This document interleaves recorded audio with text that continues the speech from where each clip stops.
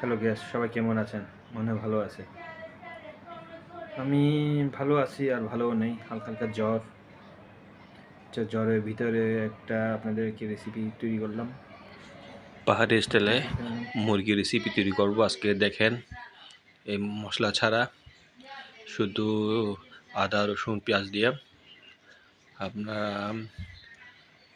পাহাড়ি রান্না তো অনেক দেখতে চাই। এই পাহাড়ি রান্না এটা হলো মশলা ছাড়া, শুধু তেল, তারপরে আদা রসুন পেঁয়াজ সব কিছু দিয়ে। এই দেখেন আমি লাড়াচাড়া করতেছি, মাখিয়ে নিতেছি। আপনাদের অবশ্যই ভালো লাগবে। মশলা ছাড়া রান্না বান্না কেমন হয় দেখেন।